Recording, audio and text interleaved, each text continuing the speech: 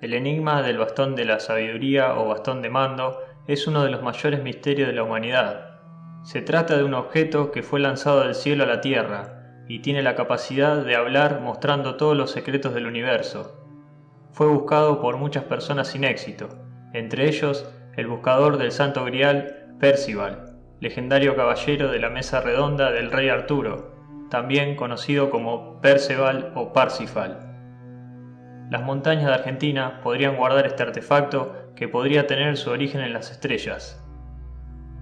Las leyendas suelen ser relatos épicos con escasa credibilidad histórica, pero en este caso, la existencia de una serie de textos aporta a este enigma un carácter de realismo, involucrando a las tierras de Argentina.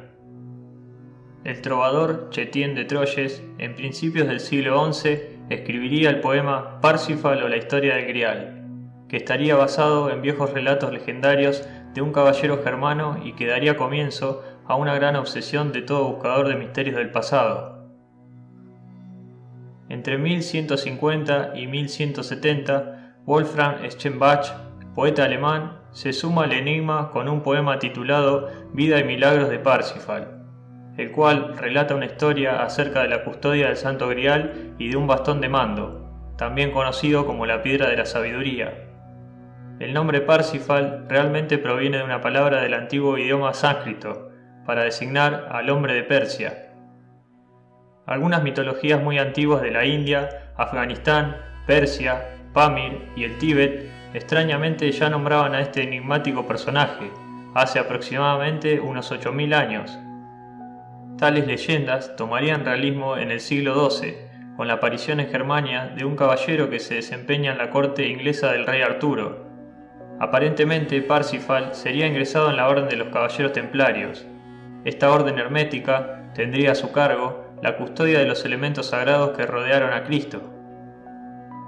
Según el poema de Eschenbach, el caballero Parsifal fue asignado como custodio del Grial y el bastón de mando, y viaja entonces a las tierras de Argentum para depositar estos elementos en el sagrado cerro de Viaraba, lo que hoy se conoce como Cerro Uritorco, ubicado en Capilla del Monte, provincia de Córdoba, en la República Argentina. Esta obra sirvió de base inspirativa a Wagner para la creación de su ópera Parsifal. En la composición se encuentran 3 versos por demás interesantes para dilucidar este enigma. El primero dice: ¿en qué lejana cordillera podrá encontrar a la escondida piedra de la sabiduría ancestral que mencionan los versos de los 20 ancianos, de la Isla Blanca y de la Estrella Polar? El segundo dice: sobre la montaña del sol, con su triángulo de luz, surge la presencia negra del bastón austral, en la armónica antigua que en el sur está. Y el tercer verso dice: solo Parsifal, el ángel, por los mares irá con los 3 caballos del número impar, en la nave sagrada y con el vaso del Santo Grial. Por el Atlántico Océano un largo viaje realizará, hasta las puertas secretas de un silencioso país que Argentum se llama y siempre será.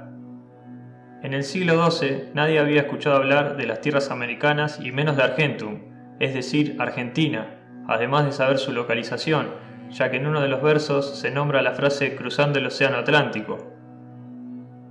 Se dice que el Santo Grial fue el recipiente en el cual se recogió la sangre de Cristo en el momento que fue herido por el soldado romano Longino con su lanza. La historia prosperó y una gran cantidad de relatos y acontecimientos reales, o no, rodearon a este mítico elemento. Buscadores a lo largo de la historia buscaron por todo el globo, deseando encontrar y poseer esta supuesta reliquia. Lo cierto es que uno de los más famosos guardianes conocidos a través de estos poemas épicos es el caballero Parsifal. Los relatos hablan que este guardián templario tenía otra obsesión: el rescate y resguardo de otra pieza. Al parecer se trataría de un bastón mágico conocido entre las sociedades secretas como Piedra de la Sabiduría, el bastón de mando o piedra que habla. Este objeto fue ciertamente olvidado entre quienes se obsesionaron y orientaron su búsqueda en exclusiva al Grial. A pesar de muchas deformaciones propias de relatos que sobrevivieron de generación en generación, la historia del bastón de mando encontró con el tiempo un elemento que podría dar credibilidad a la historia. Existieron a lo largo de la historia muchas expediciones que trataron infructuosamente de hallar a la Piedra de la Sabiduría. El mismo Hitler habría enviado a expedicionarios por todo el territorio sur quienes habrían sido autorizados a actuar por el entonces presidente de la Argentina, el general Domingo Perón. Hitler, quien era conocedor de los más variados conocimientos ocultos, quería poseer los objetos a los cuales se le atribuyen poder entre las sociedades herméticas. También existen referencias sobre esta piedra que habla o este bastón por parte del filósofo francés Roger Bacon, que en 1230 señaló que el libro sagrado y el bastón se esconden en una montaña del hemisferio sur. En 1830, un ambicioso jefe araucano, quien conocía las leyes del bastón, encabezó búsquedas por diferentes lugares de Argentina, como las sierras de la Ventana, Tandil, Balcarce, Pillarhuincó, San Luis y Córdoba. El jefe araucano, Calfucurá, sabía y decía que quien poseyera el bastón dominaría el mundo. Quien revise cuidadosamente las tradiciones y relatos de los comechingones, la tribu que dominó extensas regiones del norte y centro de la Argentina, encontrará relatos que mencionan lo siguiente: la llegada de un hombre blanco y de barba que, proveniente de tierras lejanas, habría muerto en la montaña sagrada y que se habría convertido en el eterno guardián de la piedra de la sabiduría. Como si se tratase de un elegido, una persona de nombre Orfelio Ulises, en 1934, encontró el preciado bastón, evitando que cayera en manos de Hitler, quien ya poseía la famosa lanza de Longino. No por casualidad, la mítica piedra llegó a sus manos. Ulises habría permanecido durante 8 años en el Tíbet, en donde fue adentrando e iniciando en los conocimientos esotéricos.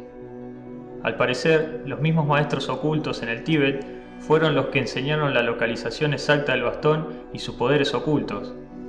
Según los legados transmitidos al propio Orfelio Ulises, el bastón fue creado para regenerar a la especie humana y debe ser custodiado por un guardián hasta que llegue el momento que aparezca quien reconozca y sepa utilizar su poder. Al parecer, Orfelio Ulises, a su regreso del Himalaya, excavando al pie del cerro Uritorco, localizado en Capilla del Monte, Córdoba, se encontró con este maravilloso bastón negro de basalto pulido. Aquella pieza, según Ulises, se trataría de la mitológica pieza y muchos maestros herméticos que habrían llegado hasta esta, supuestamente comprobaron su legitimidad.